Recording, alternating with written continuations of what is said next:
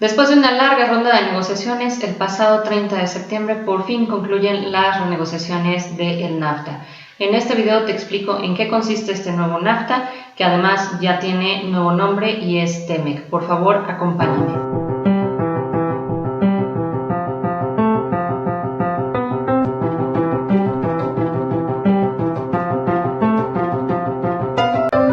Pues en efecto, tras bastantes meses de negociaciones, por fin se logró concluir la renegociación del NAFTA, ahora denominado TEMEC en español. Esto quiere decir Tratado México, Estados Unidos y Canadá, dado que las siglas del nuevo tratado USMC que se había propuesto por Trump, pues es bastante difícil de pronunciar en México.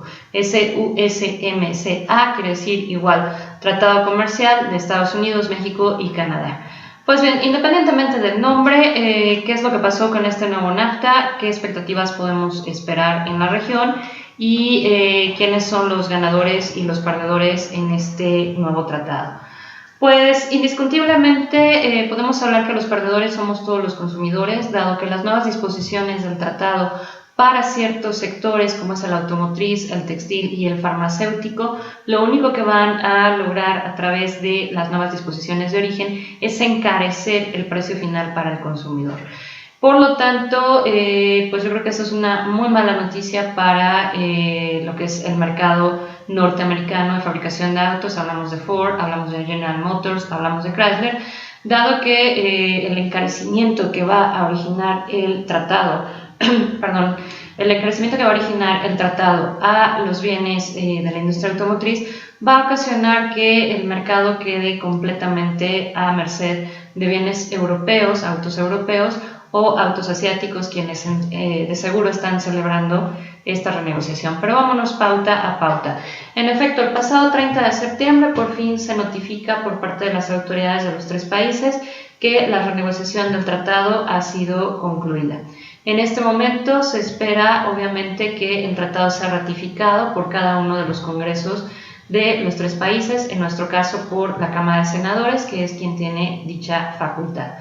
Una vez que el tratado haya sido ratificado por los tres congresos, pasará al momento de firma por parte de los ejecutivos, cuyo día y cuya reunión aún está pendiente de notificarse, pues primero se tiene que hacer la ratificación en senados. En el caso de Estados Unidos estamos esperando que la ratificación se dé antes del 15 de marzo del 2019, toda vez que Estados Unidos renueva Congreso. Las elecciones son ahorita ya en el mes de noviembre y ellos renuevan Congreso a partir del 3 de enero. Y la Comisión de Comercio Internacional en Estados Unidos tiene hasta el 15 de marzo para evaluar el nuevo tratado y ratificarlo. Por lo tanto, tendremos que esperar hasta el 2019 para que las nuevas disposiciones del tratado entren en vigor. Dentro de los cambios más preocupantes y que es realmente lo que se ha estado discutiendo y donde se escuchan noticias y alarmas y demás, es en la parte de la modificación que se hizo a las reglas de origen. Recuerden que la finalidad de un tratado es lograr que cualquier bien que se comercialice dentro de los países miembros sea tratado con un concepto que en comercio exterior denominamos trato nacional. Es decir, si yo exporto estos sacos a Estados Unidos o Canadá, Estados Unidos o Canadá le van a dar el trato idéntico al que le darían a un saco que ha sido producido en Estados Unidos o en Canadá, lo cual quiere decir dos puntos fundamentales: eliminar aranceles a la importación y también la eliminación de barreras comerciales. Para yo poder demostrar que este saco ha sido elaborado en cualquiera de los países miembros, lo que tengo que demostrar es que haya cumplido con la regla de origen específica para sacos que determina el acuerdo comercial. Pues bien, en este nuevo TEMEC, que así, repito, es como le vamos a conocer a partir de su ratificación a este nuevo NAFTA, o para los que somos de la vieja escuela, NAFTA 2.0, pues para este nuevo tratado lo que se reformó muchísimo fue el capítulo de reglas de origen específica, y hay sectores que resultaron severamente afectados. El primero de ellos, y lo que más se ha discutido, ha sido el sector automotriz. Las reglas de origen ahora contemplan que los carros deben de ser elaborados en la región al menos en un 75%. Anteriormente se disponía un contenido de la región del 62.5%. Esto es 12.5% más de lo que se tenía anteriormente dispuesto. Y como si fuera poco, de esos carros que logran esta integración hasta el 75%, el 40% de la manufactura de los autos se debe de realizar en países que tengan altos niveles salariales. Para efectos de esta renegociación se contempló como un alto nivel salarial aquel país que paga por lo menos $16 por hora. Obviamente nos queda claro que toda la industria automotriz y de autopartes que se encuentra localizada en México no va a poder cumplir con ese requisito. El otro punto importante es que al menos el 15% de la investigación y desarrollo de autos también sea desarrollado en países con altos niveles de ingresos salariales, y en el caso de las autopartes, déjenme corroborar el porcentaje, también tendría que ser que el 25% de las autopartes que utiliza ese vehículo sea elaborado en países con los cuales se tiene un alto nivel salarial.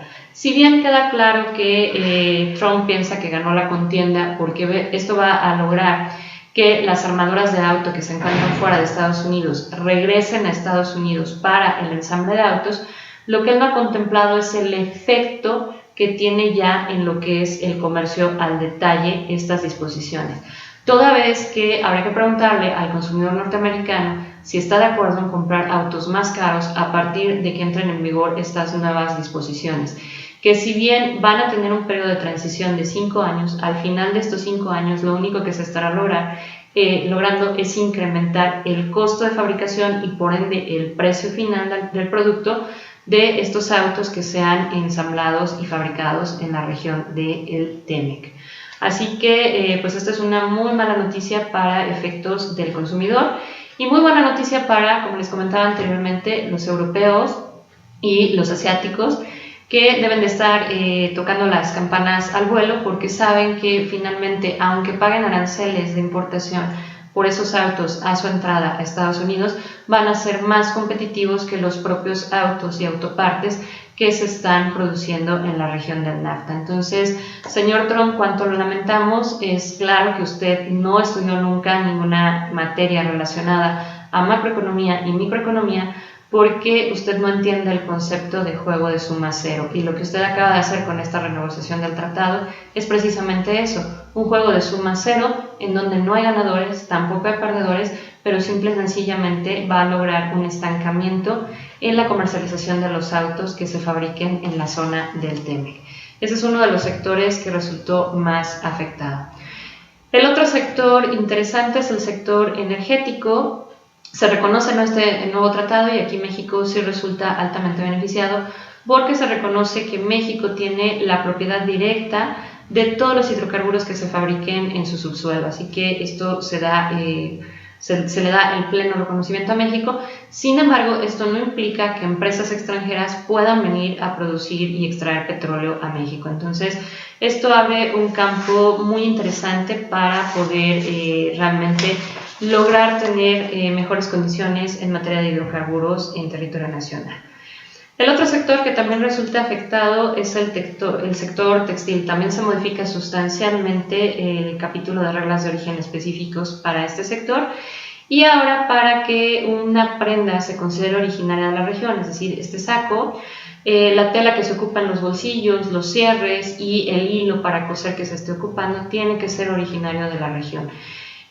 Sabemos que el sector textil es un sector que recurre mucho, sobre todo a la importación de insumos asiáticos. Entonces esto implica que toda la cadena del sector textil tenga que modificar sus estructuras de producción para poder destinar bienes hacia el mercado de Estados Unidos o Canadá con un arancel preferente. En el caso de industria farmacéutica, el problema que le vemos aquí en México es que se reconoce una protección de 10 años a partir de que se ratifique y entre en vigor este tratado para todos los medicamentos biológicos. Eso pone a México en una severa desventaja porque si de por sí estos fármacos ya son bastante elevados, tendremos que esperar estos 10 años más la protección de patentes que tenemos actualmente en México para que pueda llegar un medicamento genérico de este tipo de fármacos, es decir, biológicos.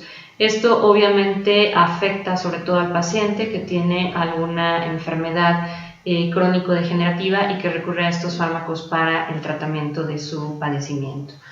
También en el caso del sector textil se amplían las facultades para verificaciones en aduanas y detectar cualquier delito aduanero, e incluso se crea un comité textil para que las empresas del ramo puedan efectuar consultas y eviten caer en sanciones por estos tipos de regulaciones que se desprenden de este tema.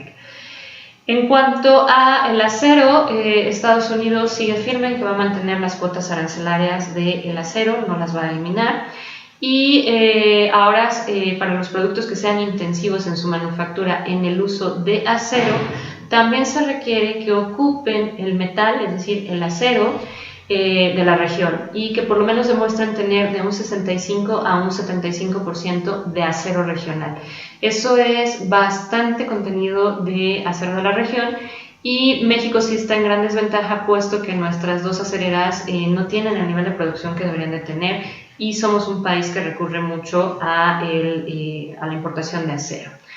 Finalmente, también se modifica el criterio de minimis. Recuerden que el minimis implica que si tú estás sujeto a una regla de origen de salto arancelario y hay uno o dos insumos cuya incorporación es muy pequeña a ese producto y, perdón, mil disculpas, vengo saliendo de un curso y la verdad es que ya me quedé sin voz, pero estoy aquí grabando porque quiero que mañana ustedes tengan este video en sus pantallas.